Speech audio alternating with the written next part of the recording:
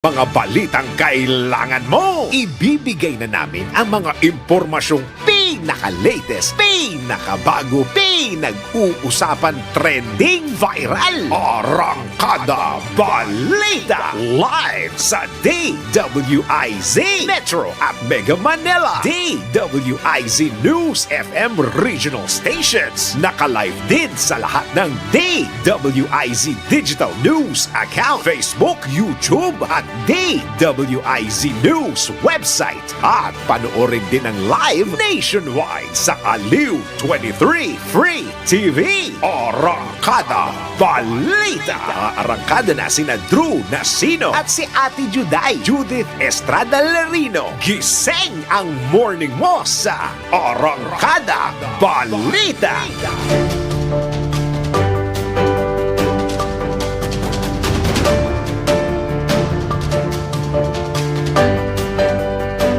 Sa oras na 4 sandali makalipas na ang ika-5 ng morning, buong araw na ito ng Lunes, silipin na po natin, alamin na po natin ang mga umaarangkadang ulo ng mga balita. Arangkada Balita. Produksyon ng palay hindi umano maapektuhan ng nakaambang pagpasok ng La Nina phenomenon ayon sa DA. Arangkada Balita. Benepisyo para sa mga kasapi ng 4Ps, nais daw palawigin ang DSWD Educational Assistance hanggang kolehiyo. Aba, isinusulong. Arangkada Balita. Pilot study ng motorcycle taxi program ipinatitigil na. Arangkada Balita. Kasabay naman ang pagdiriwang ng International Nurses Day, taas sahod para sa mga nurses ipinanawagan. Arangkada Balita. Balita naman sa ibang dagat, 8 katao patay sa pamamaril sa isang birthday party sa Ecuador. Arangkada Balita.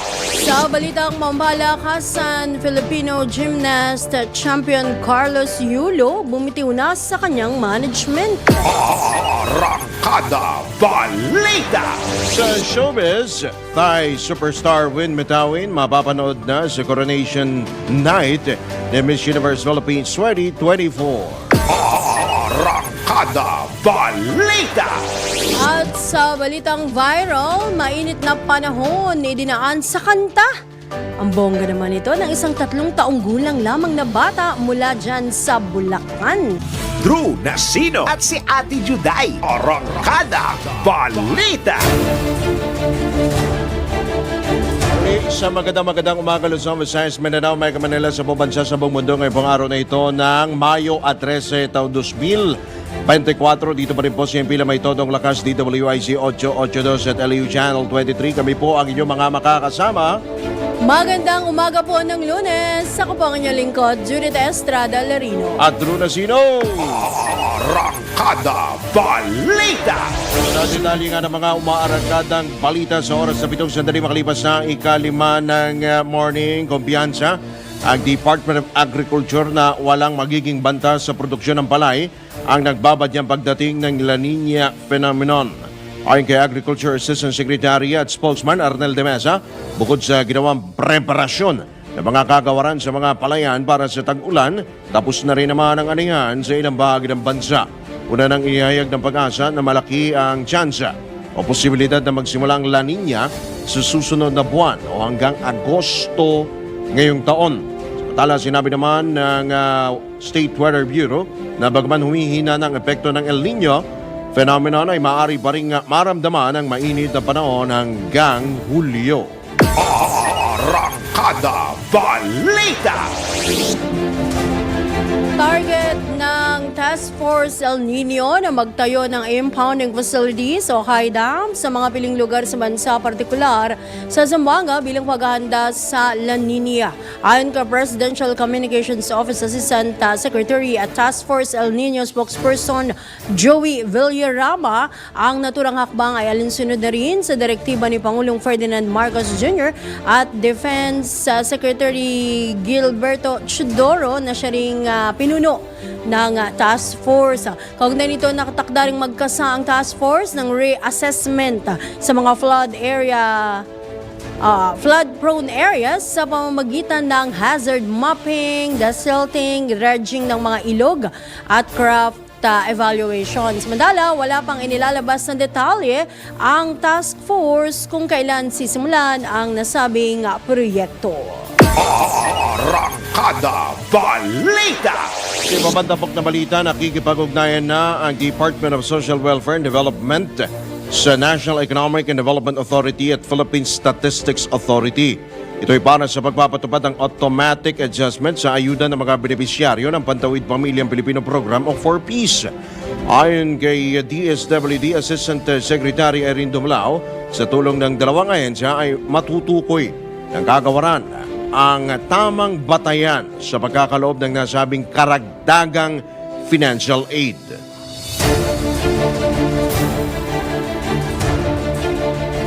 Nakikipag-ugnayan ang DSWD sa National Economic Development Authority at sa Philippine Statistics Authority. Nang sa gayon, ma-identify natin ano ba yung best index na maaari natin gamitin para ma-propose na isagawa yung adjustment ng cash grant. Kung matatandaan din, in addition to the educational cash grants na tinatanggap ng mga beneficiaries natin, tumatanggap din sila noong 750 pesos a month para naman sa compliance nila sa health condition. And then there's additional 650 pesos para sa kanilang monthly rights assistance.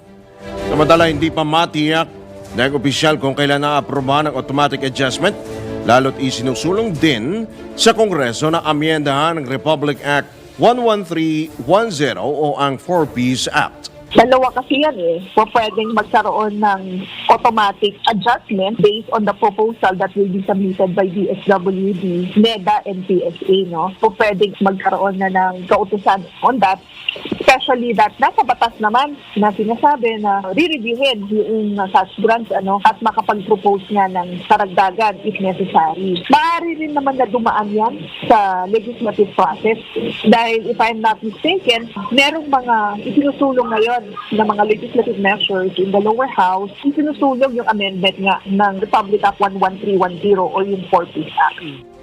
Yan po ang tinig ni DSWD Assistant Secretary at Spokesperson Irene Dumlao sa panayam ng DWIZ. Arangkada Balita! Isinusulong naman ni 4Ps Party List Representative JC Abalos na palawigin ang saklaw ng 4Ps program. Ito ay dahil sa kasalukuyan niya ay hanggang high school lamang ang subsiding sakop ng 4Ps, kaya pagkatapos nito ay hindi na nakakatuloy ng kolehiyo ang maraming beneficiary.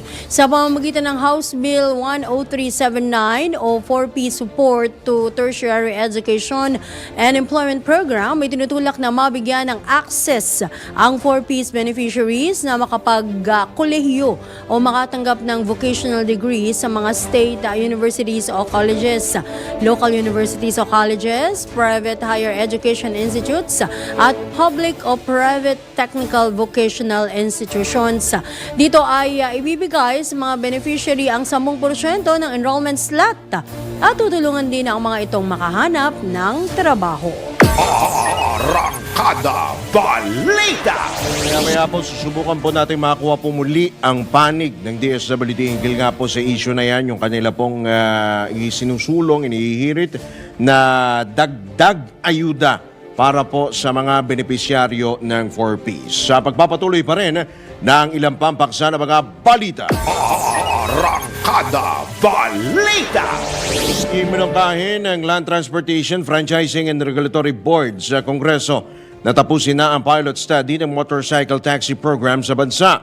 Kasunod na rin ito ng pagsusulong ng LTFRB na manatili na lamang sa 3 operators, ang Naangkaz, Joyride at Move It, ang MC Taxi Players bago ipasa ang batas para rito. Ayon kay LTFRB Chairman, Assistant Secretary Attorney Teofilo Jojo Guadis III, pinuno ng MC Taxi Technical Working Group, patuloy din nilang minomonitor ang operasyon ng ride-hailing apps. Matatandaan nitong 2019 ang ilunsad ng MC Taxi Pilot Study sa Metro Manila pero wala pa rin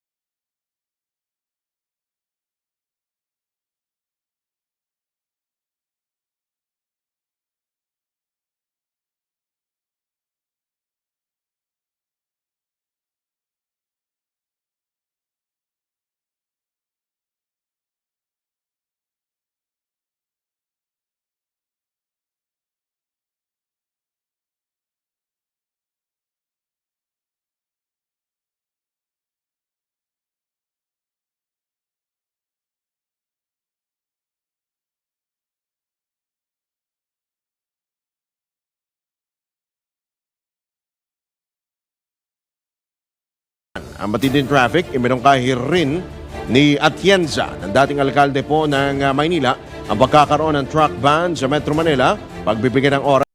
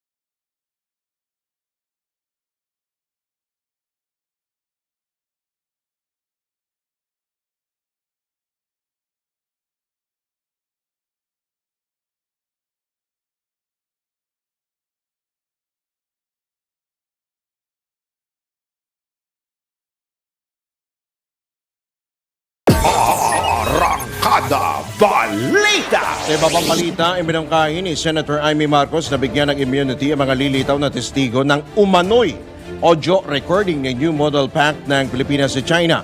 Pinalutang ng senador ang ideya matapos isiwalat ng Beijing ang umano'y pag-uusap sa telepono ni AFP Wascom Vice Admiral Alberto Carlos at isang Chinese official. Ayon sa presidential sister, dapat ikonsidera ng executive branch ang immunity sa mga pangunahing testigo kung nais matalupan ng issue. Kasalukuyang naka-leave si Carlos pero nilinaw ng AFP na wala itong kinalaman sa umano'y New Model Pact at personal na desisyon ng Westcom Chief ang magbakasyon. Nagkakasa ng investigasyon ng Senate Committee on Foreign Relations na pinamumunuan ni Super Ate, kaugnay naman ang sinasabing gentleman's agreement sa pagitan ng Duterte administration at ng China. Arangkada Balita. Wow, good news ito ha. Muli pong nasungkit ng programang Serbisyong Bayan ni Tatay Rani ang most developmental-oriented AM radio public service program sa 18th Gandingan Awards ng University of the Philippines.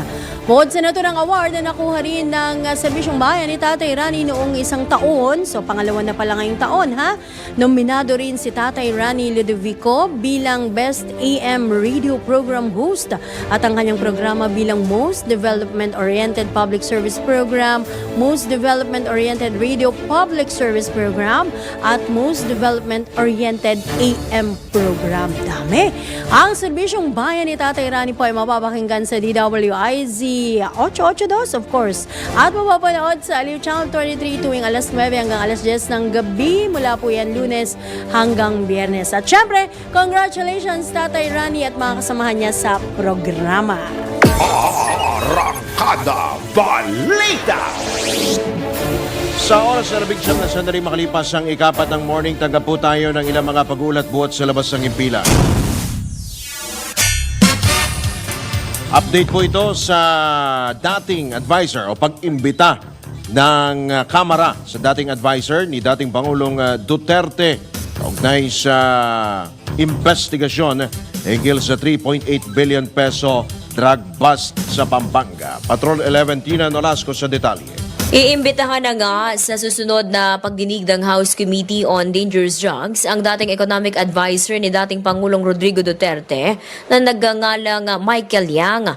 Kaugnay ito sa nasabat na halos 4 na bilyong pisong halaga ng iligal na droga sa Mexico, Pampanga noong taong 2023. Kung saan matapos ang ginawang mapagdinig ng komite, lumutang ang isang nagngangalang Lingkong Ong, isang Parmali official at umano'y associate ni Yang at isang incorporator ng isang isang kumpanya at may kaugnayan sa iba pang mga kumpanya. Kabilang na dito ang Empire 999, isang warehouse kung saan natuklasang impakan ng mga ipinagbabawal na gamot. Ito si Patrol 11. Tina Nolasco para sa impilang may totong lakas DWIZ, nagbabalita ng tama, naglilingkod ng tama. Arangkada Balita. Samantala, DOJ, pinasalamatan daw ng isang Chinese businessman. Abalamin po natin kung bakit mula sa report ni Patrol 5, Ayayu Pangko. Pinasalamatan ng isang Chinese businessman ng Department of Justice o DOJ na umano'y isang kidnap or ransom victim matapos tanggihan ang pagbasura sa kanyang reklamo laban sa kanyang dating business partner at rekomendasyon na dapat pa ring litisin ito sa korte ang akusado. Sa maikling pahayag, sinabi ni Lin Xiaoqing aka Eric Lim na bagamat hindi pumabor ang DOJ sa kanyang reklamo na kidnapping for ransom at serious illegal detention laban sa kanyang dating business partner na si Richard Lim. Napatunayan ng DOJ na hindi kwentong barbero o gawa-gawa lang ang kanyang salaysay laban sa akusado. Sa isang resolusyon na may petsang February 27, 2024 na permado ni Prosecutor General Benedicto Malcontento, subalit ang kopya ay kailan lang nailabas sa publiko. Tinanggihan ng DOJ na ibasura ang reklamo laban kay Lim. Ayon pa sa DOJ, bagamat kulang ang mga elemento ng kidnap or ransom na inilatag ng umano'y biktima, dapat pa ring litisin si Lim dahil may sapat na pruweba o probable cause upang litisin siya sa kasong grave coercion. Ang resolusyon ay batay sa rekomendasyon ni na Senior State Prosecutor Richard Anthony Padulyon at Assistant State Prosecutor Michael John Humarang na siyang humimay sa reklamo. Formal na naghain si Lin ng reklamo sa DOJ noong Hulyo 27, 2023. Halos isang taon matapos umano siyang dukutin ng mga armadong kalalakihan habang nasa bakasyon sa isang beach resort sa Batangas noong August 19, 2022. Nakalaya lang umano si Lin o itong si Eric Lim noong Setyembre 14, 2022 matapos umanong magbayad ng 100 milyon na ransom kay Lim at ibigay dito ang control sa Big Emperor Technology na pag-aari ng biktima. Sa kanya namang counter affidavit noong Nobyembre 7, 2023, itinanggi ni Lim ang lahat ng bintang laban sa kanya kasabay ng paghiling sa DOJ na ibasura ang reklamo. Anya pa, hindi totoong nakidnap si Lin at bagkos ay inaresto ito ng Criminal Investigation and Detection Group o CIDG dahil sa kasong qualified theft sa korte sa Pasay City at ikinulong sa estasyon ng CIDG sa Taguig City. Sa resolusyon naman ng DOJ, hindi kinatigan ang hiling ni Lim na mabasura ang reklamo laban sa kanya kasabay ng rekomendasyon na kasuhan siya ng grave coercion. Kasalukuyang nakakalaya si Lim matapos magpiyansa ng 36,000 noong April 15, 2024. Haharap si Lim sa Branch 115 ng Taguig Metropolitan Trial Court para sa kanyang arraignment sa Honyo Address 2024. It is Patrol number 5. Ayayu Pangko para sa implementor ng lakas, DWIC. Nagbabalita ng tama, naglilingkod ng tama. Kapag may bagong balita, naka-on air, agad-agad, DWIC Patrol Report. Samantala, tanggap naman tayo ng pag-ulat mula sa ating Metro Patrol. Mula dyan sa Kamanaba, Aling Bet Samson. Aling Bet! Happy Mother's Day! Thank you, Sir Drew. Happy Mother's Day. Ma'am Judith. Yes, Happy Mother's Day! sa lahat. Apo. Namahagi ng 100 cake para sa 100 nanay ang team ng Pamalang Lungsod ng Caloocan para sa Mother's Day celebration. Ayon kay City Mayor Dale Gonzalo Along Malapitan, sa maliit na paraanan niya, nakapagpasaya ang pamalang lungsod ng 100 nanay sa kanilang espesyal na araw. Dagdag pa ng alkalde na sana ay natutulungan din ang kanilang mga anak na ipakita ang pagpapahalaga sa kanilang mga nanay. Ang mga tumanggap ng cake ay mga nominado sa Facebook promotion na inisyatibo ni Mayor Along. Binati ng alkalde ang lahat ng mga nanay na napili mula sa entry ng kanilang mga anak o kaanak na mabigyan ng espesyal na regalo sa pagdiriwang ng Mother's Day. Anong alkalde, hintayin ang mensahe ng delivery team at personal itong ihahandog sa kanilang tahanan ngayong weekend. Kailangan lang anya na bukas ang kanilang mga linya sa pagtawag ng team.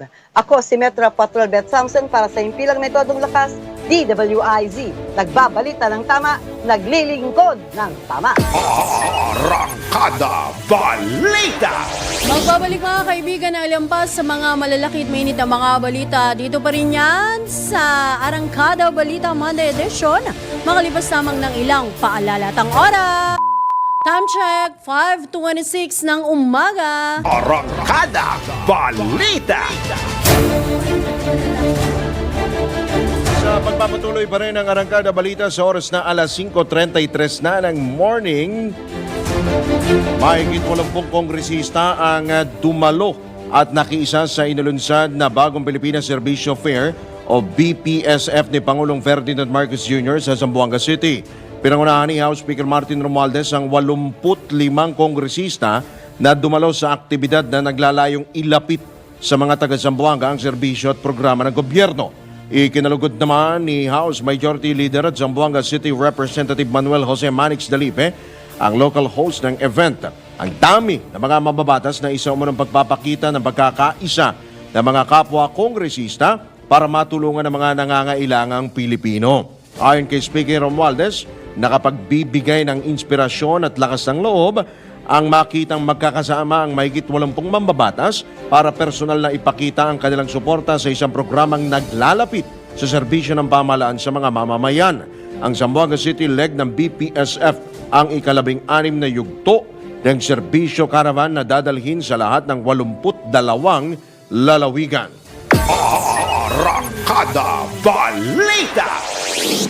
Alright, sa pagkakataon ito tayo po ay pinalad sapagkat nasa kabilang linya po natin ang Assistant Secretary po ng DSWD kaugnay po dito sa issue po na kanila pong hinihiling na dagdagan pa ito pong ayuda. Speaking of serbisyo pa rin. Serbisyo pa rin po ito ng gobyerno, itong 4-piece dahil kaliwat kanan na nga po, batid na po natin yung talagang presyo ng mga bilihin talagang pangmayaman. Skyrocket. Pangmayaman ho kasi hindi na Pangmayaman ma-reach.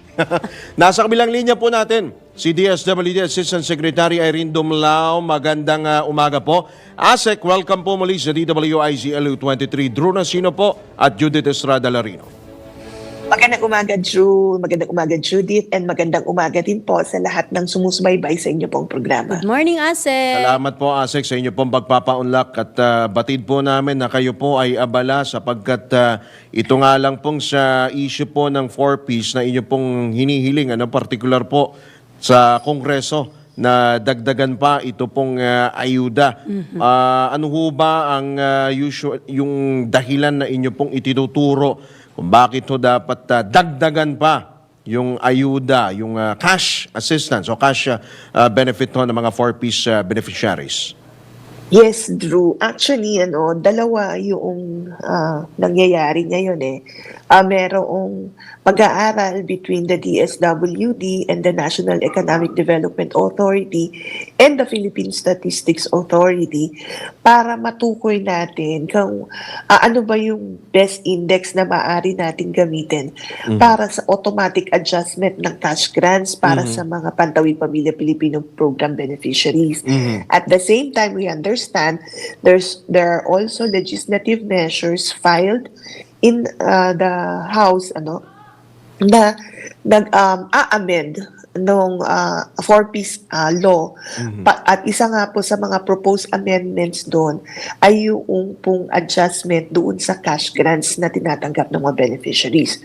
Kung matatandaan po natin, under the educational cash grants po kasi, ang mga batang enrolled in elementary ay makakatanggap po ng 300 pesos per month. For those enrolled in high school, sila po yung makakatanggap ng 500 pesos. And those enrolled in senior high school naman ay 700 pesos monthly. That's for their educational grant. Okay. But of course, we understand kasi na yung pag-adjust ng cash grants ng mga four-piece beneficiaries, hindi lang po yan timely because of the economic vulnerabilities that they are facing. But also, may-ari rin niyang i-preserve yung value ng mga grants. Kung kaya nga po, ang DSWD nakikipag-ugnayan, gaya na nabanggit ko, sa NEDA at sa PSA para ma-future-proof natin ang cash grants and masiguro natin na makakaution yung mga spikes. Makakaution ito sa mga spikes na it may be caused by inflation. Yeah. So, yan yung reason kung bakit tayo ay nakikipag-ugnayan para nga sa proposed adjustment noong four-piece cash Opo. grants. Ngayong taon ho ba, magkano ho ba, gaano kalaki yung inilaan pong pondo ng gobyerno, ng Kongreso sa four-piece po, ASEC? So, kung ito ho ay, kumbaga, ito ay uusad, so next year na ito automatic, maipapatupad, ASEC? Tama ka dyan, Drew. Of course, kung ano man yung magiging adjustments will, of course, reflect not in this year's General Appropriations Act. But definitely, kung ano naman po iyan ay magkakaroon naman ng tayo susumite ng ating budget proposal for 2025, and if approved yung ating proposal for an increase in the cash grants, well, definitely doon naman po siya magre-reflect. In the same manner, kung mag-progress po yung tinatalakay o binabalangkas ngayon sa Kongreso na pag-amyenda nga doon sa four-piece law, definitely rin naman magre-reflect yan doon sa susunod na kaanan. Asek, good morning po muli, no? Meron pa ho bang iba pang benepisyo na gusto nyo ay, ano ba tawag doon? I-adjust. Adjust or maisulong pa para po dito sa programang ito? Para po sa mga hindi naman ganun kaalwal nating mga kababayan po. Well, of course, Judith, lahat naman ng mga programa at serbisyo natin na ipinapatupad, gusto natin maging responsive ito doon sa pangangailangan ng ating mga kababayan. Na ito talaga ay makatulong sa kanila, especially na doon sa mga mahihirap who are most affected also by the economic vulnerabilities or by the economic conditions. Kung kaya nga po, ninanais din natin na magkaroon din ng adjustment doon sa mga pinapamahagi natin na tulong. But of course, yan ay nagre-require din ng kulang pondo. Kung kaya nga po, rini-review rin natin yung ating mga guidelines. Tayo nakikipag-ugnayan din doon sa ating mga legislators who have the power of the purse. They understand naman po how the condition affect rin yung situation ng ating mga mahirap na kababayan. So hopefully in our discussions nga po ay magkaroon ng progress yung pong pagbabalangkas on the adjustments for the assistance that we are providing. Okay. So, teka, may dagdag pa ako. Sige, go. Okay naman ho ba yung inyong, o gusto nyo pang madagdagan, syempre, dahil papalawakan yung mga serbisyo ng DSWD. Yung inyo pong budget, yung especially for next year na. Kabuuan. Diba? Sa kabuuan pala. Sa kabuuan po, ASEC. Tama. Dagdagan ba? Actually, ngayon, Judith, Opo. yung panahon ngayon o yung period ngayon ay pagbabalangkas na ng budget proposals for 2025. In fact, we've already done our internal budget hearing. Tayo rin naman ay nakapag-presenta na sa DBM. So, na-consider naman yung mga adjustments, mga proposals for bigger budget for the DSWD for its programs and Good. services. Oo. Okay, so lahat tayo ay apektado ng inflation, ASEC. Pati yung mga iba pang kagawaran, apektado lahat. oo. Sa makatuwid, dahil apektado ng inflation, ay kinakailangan magtaas ng budget sapagkat humihina, kumbaga yung value, bumababa yung value ng ating pera dahil nga rin sa inflation. Meron pa ho ba kayong iba pa mga input sa ASEC? Baka yung sa dagdag na benepisyaryo, madaragdagan din Ay, ho oo, ba? oo, tama. O kasi last time, Ilan na ba sa kabuuan kaya, nagbawas no? kayo, di ba? May mga gumraduate na, di ho ba? Nag-graduate talaga. Oo, tama po. Based on our General Appropriations Act, ang target po ng Pantawid Pamilyang Pilipino Program ay 4.4 million households. Ngayon po, kung halimbawa meron naman mag-graduate or mag-exit from the program for various reasons such as natural attrition, ibig pong sabihin yan, wala na po silang anak, 18 years old pababa na imo-monitor natin for the education condition. Dahil kung matatandaan, ang Pantawid Pamilyang Pilipino Program ay investment in the human capital, particularly in the education and health. Kung wala na pong batang nag-aaral sa household, syempre po sila ay hindi na eligible dun sa programa. So that's natural attrition. Pangalawa po, kung based on the administration of the social welfare and development indicators, sila po ay nag-improve na yung kanilang level of well-being, then sila po ay mag-exit na rin from the program. Paari rin naman po na mag-voluntary exit ang isang 4-piece household dahil sa palagay nila, malaki na ang naitulong ng 4-piece sa kanila at sila ay naka-aahon na rin po mula sa kahirapan. Opo. So kung ganyang mga circumstances po na merong nag-exit mula sa programa, agaran naman po yung re-replace ng 4-piece program dahil meron rin naman pong, kumbaga nasa waiting list, meron po yung mga nag-file ng grievances in the past na sinasabi na they're also eligible to be included in the program. So sila naman po ay agad na naidaragdag kapag may nag-exit because we recognize na yun 4.4 million yung target natin, so kinakailangan natin yan ma-meet para magamit din yung pondo na nakalaan para po sa target beneficiaries. ASEC, bigyan mo nga kami ng sample computation parang Grabe, ginawa mo pang... Magkano ba ang Mathematician si projected ASEC. nyo? Kasi from 300 a month, so ano yung isinasuggest ninyo, sinusulong ninyo na kumbaga ideal na allowance or sabihin natin budget?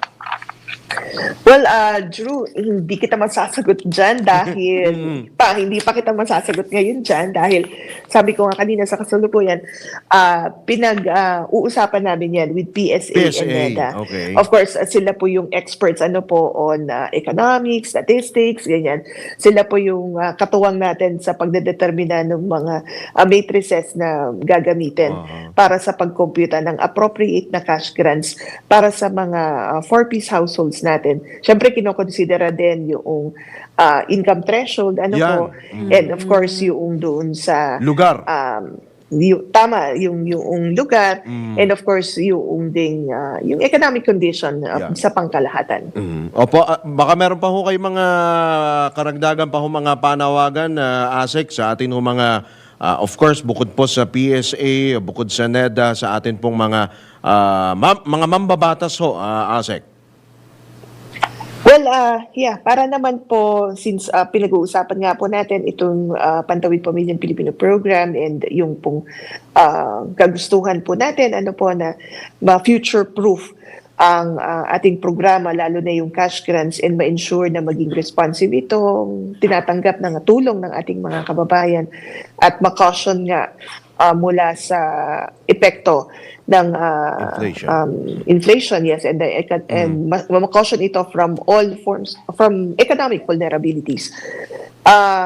Tayo po ay, of course, una nagpapasalamat sa ating mga partners, yung mga stakeholders from different government agencies and of course from the legislative branch of the government dahil napakalaking tulong po yung ipinapakita nila, napakalaki po yung suporta na ibinabahagi nila hinggil sa implementasyon ng programa.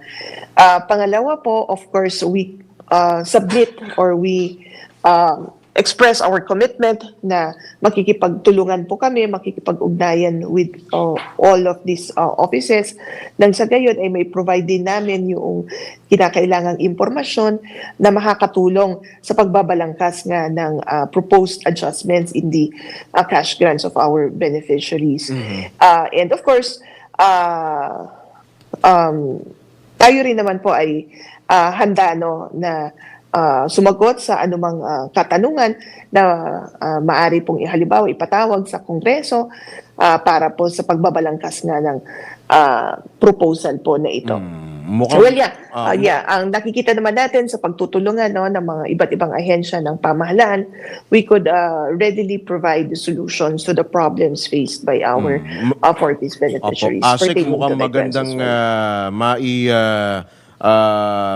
maihayag ito ng ating Pangulong Bongbong Marcos sa kanyang ika-tatlong SONA, diba? Sa kanyang ika-tatlong State of the Nation address sa Hulyo. Well, anyway, antabayanan na lamang ho natin, Asik. Marami pong salamat sa inyo pong oras at sa mga susunod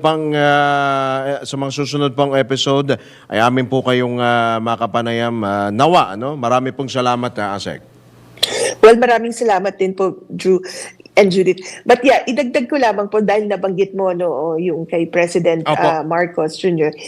Early this year, nabanggit na po ni Presidente, nabigyan ng direktiba actually yung DSWD, NEDA at PSA, na pag-aralan nga po yung current cash assistance na ibinibigay natin sa ating mga 4Ps beneficiaries para gawin po itong responsive to economic shocks. So yan po yung that really steered or triggered the ongoing consultations among DSWD, NEDA, and PSA. Pwede kayang i-certify as urgent yan, Asek? Well, I believe that the president, in case of course the legislation would reach his office, would really provide support to it. Okay. So yun talaga yung tinitignan natin. We're working sabi ko nga po, we're closely working with all of the officers concerned so that we could expedite the process of submitting a proposal that would adjust the cash grants being received by our Asek, Fortis beneficiaries. All right. Marami pong salamat po, Asek Irene Dumlao, sa inyo pong oras. Magandang umaga po. Thank you, Asik. Maraming salamat po at magandang umaga sa inyo. Salamat po. Si DSWD Assistant Secretary Irene Ang Dumlao. sipag din ito sa Asik, no? Oo, talagang rumaratyad. Puspusan. Si ng Asek pagpilas. dahil milyon-milyong mga benepisyaryo ng 4Ps po ang pinag-uusapan po niya. Well, anyway, at tayo po ay magbibigay daan po muli sa ilang pang mga paalala. Ang oras, morning sa mga ginagawang almusal ng lechon. 10 minuto bago sumapit ang ganap na alas 6. Arangkada Balita. Matalatanggap po tayo ng ilang pang mga report.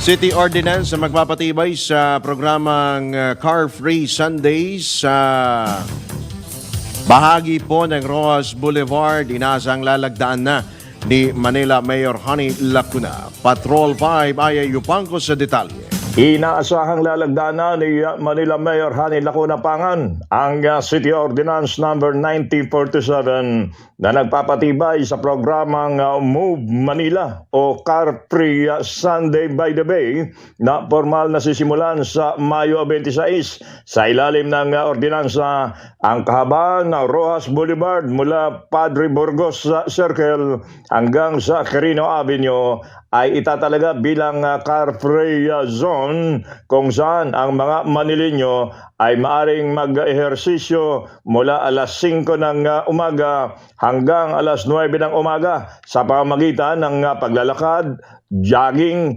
pagtakbo, roller skating at pagbibisikleta. Layunin nito na mahikayat ang publiko na maging fit and healthy sa pamamagitan ng paglalakad at pagbibisikleta. Sa dry run kahapon, personal na nag-inspeksyon si Mayor Lacuna at Vice Mayor Yul Serbo Nieto sa ruta ng car-free Sundays. Ito si Batang number 5. Ay, yung pang comparison Elemental ng Lakas. DWIC. Nagbabalita ng tama, naglilingkod ng tama. Kapag may bagong balita, naka-on air, agad-agad, DWIC Patrol Report. Samantala, sa mga kaganapan sa mga lalawigan, mag-asawang rebelde ito, no? Kusang sumuko daw sa mga otoridad. Alamin po natin ang kabuang report. Ihahatid ni Ronald Idol Domingo. Ronald, good morning! Kusang sumuko sa otoridad ang mag-asawang naging suporter ng makakilawang grupo. Pagkatapos ng tanto ng mag-asawa na nalinlang lang sila ng makakaliwang grupo, ay nagboluntaryong sumuko. Sina alias Marco, 26 years old, at ang kanyang asawa na si Aka Betty, 27 years old, parehong magsasaka, residente sa bayan ng Santa Teresita, Cagayan. Ayon sa mga ito, taong 2019 hanggang 2021, noong sila ay naging kasapi ng militian na bayan kung saan ay naging pasabilis o messenger sila ng makakaliwang grupo. Sila ang nagsusuplong sa mga galaw ng mga tropa ng gobyerno sa bayan ng Gonzaga, Santa Teresita at Santa Ana, Cagayan. Naging tagabili din sila ng mga pangailangan ng mga communist terrorist group tulad ng pagkain at mga medisina. Pagkatapos nito ay dinadaanan sa kanilang bahay tuwing gabi. Ang kanilang voluntarang pagsuko ay bunga ng pinaigting na monitoring ng mga kapulisan kaugnay sa programa ng EU70 NTF-ELCAC para mapawasan at pagsugpo ng problema ng inhursensya sa lugar. Pinauwi din ang mag-asawang pagkatapos ng custodial debriefing at isasali din sila sa Enhanced Comprehensive Local Integration Program ng gobyerno. Ang operasyon ay pinangunahan ng Gonzaga Police Station kasama ang Naval Intelligence and Security Group Northern Luzon, 4th Mobile Force Platoon, 2nd Cagayan Provincial Mobile Force Company at 203rd Maneuver Company, Regional Mobile Force Battalion 2 at Regional Maritime Unit 2. Ito ang Ronda Patrol, Ronald Idol Domingo, nag-uulat para simpilang may tudong lakas, DWIC, nagbabalita ng tama, naglilingkod ng tama. Arangkada Balita. Ito siya po ang kabuuan ng Arangkada Balita ngayong araw po na ito ng Monday morning. Ngayon po nga Mayo 13, taong 2024 sa ngalan po na buong tropa ng DWIC LU23. Kami po ang inyong mga naging tagapaghatid balita. Ako po ang inyong lingkod, muli Judith Estrada Larino. At Drew Nasino, nagbabalita ng tama. Naglilingkod ng tama. Susunod na, Uy, eto, happy teka birthday muna. Oo. sa pinaka-cute di umano na Isa lang- switcher. Isa lang naman switcher natin. Na switcher ng Aliw at Sabay ka Heartthrob. na eh. Heartthrob Bay? Talaga? Oray iba ka Bay rin ng eh, no? Taguig, ah. Oo. Okay. Sa baybayin po ng Taguig Oy. na si Ken Arvin Sale. Mahinang nilalang daw to eh. Taga-Taguig. Pogi. Pogi ba? Heartthrob Bay, pambansang baybayin. Mahinang nilalang, sabi ni Jera. Sa gilid po ng Taguig. Ayan. Happy birthday. At susunod Happy na po birthday, Ken. ang usapang tol kasama sina Senator Francis Tolentino at Cecil Villarosa. At pagkatapos po niyan, panibagong bugso ng balitaan kasama naman si John Ibanez para sa Pasada Balita.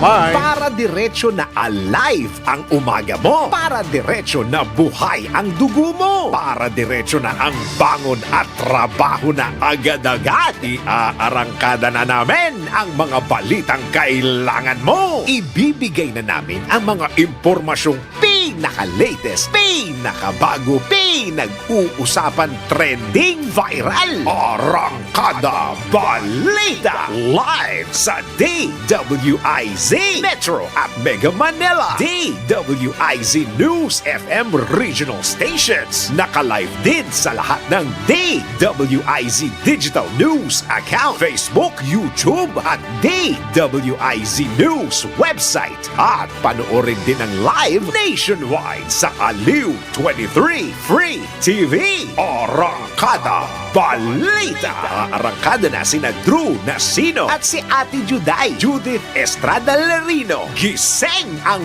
morning mo sa Arangkada Balita. Live araw-araw, Monday to Friday, 5 a.m.